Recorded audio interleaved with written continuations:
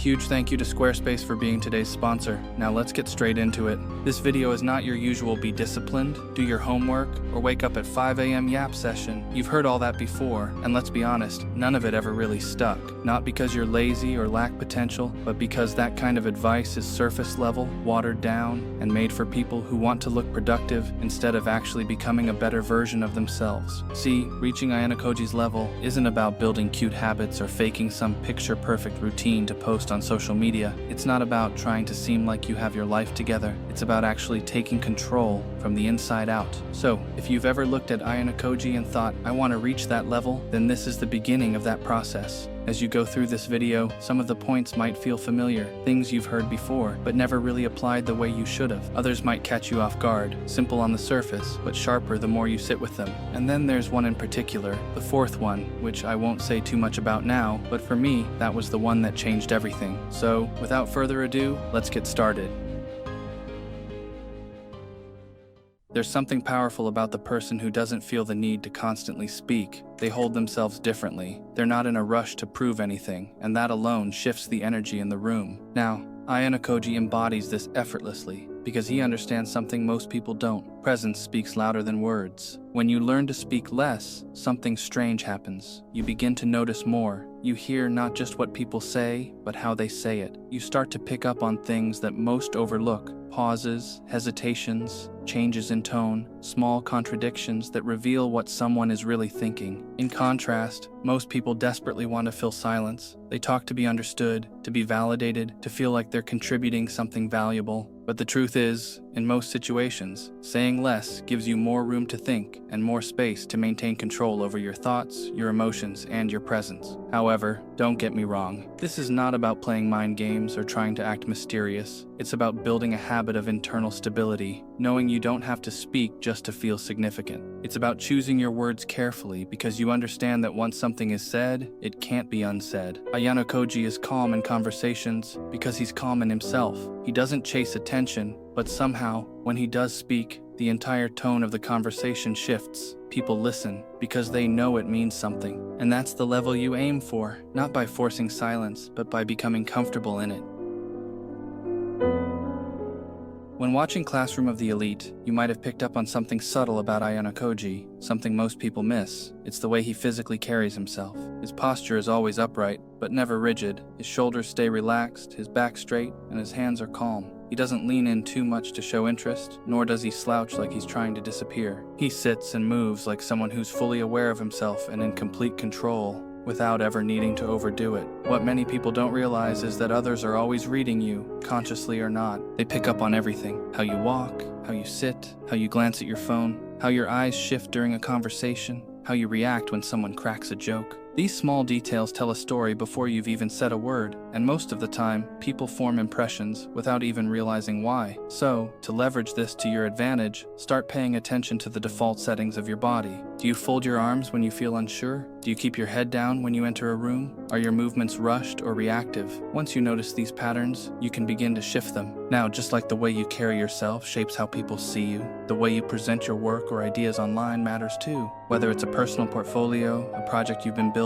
or something you want the world to take seriously, Squarespace gives you everything you need to do it right. With no coding required and a clean, distraction-free setup, their AI blueprint tool makes building a professional website fast and effortless. You get full creative control with tools that are simple enough for beginners but powerful enough to make something that actually stands out. And if you're ready to take things further, like turning what you know into something valuable, the Courses feature lets you create, host, and sell your own online courses with built-in tools for design, marketing, and student management. So when you're ready to build something that truly stands out, go to squarespace.com/methodicalmind and use the code methodicalmind for 10% off your first purchase of a website or domain.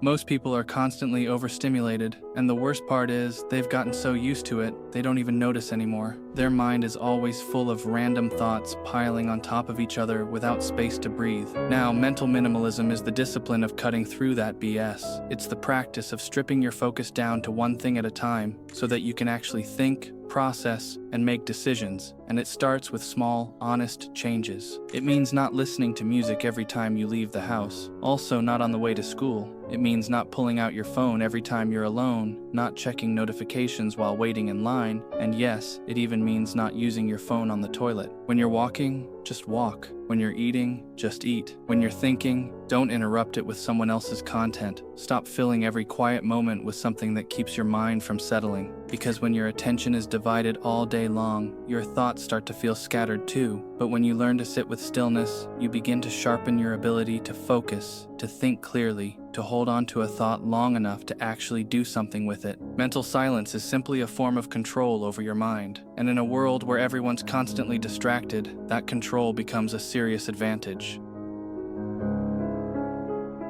Ayanokoji doesn't read for fun. He reads to gather leverage, to understand how people think, how systems operate, and how to move through the world without being controlled by it. That's what real knowledge is for. Not to look smart or to ace a test, but to build the kind of awareness that gives you control in situations where most people react blindly. The school system teaches you how to memorize information and repeat what you're told. But the kind of knowledge that actually changes the way you think doesn't come from that. It comes from going deeper. From studying things like psychology, strategy, game theory, logic, and behavior, subjects that don't show up on the curriculum but are behind every decision. So if you want to train your mind the way it should be trained, start by choosing one topic that actually matters. Pick up a book on human behavior, negotiation, or critical thinking, and don't just read it to finish it, but read it to understand it. Take notes. Pause when something challenges you. Reread the parts that feel uncomfortable, because the goal isn't to get through the book, it's to let the book get through to you.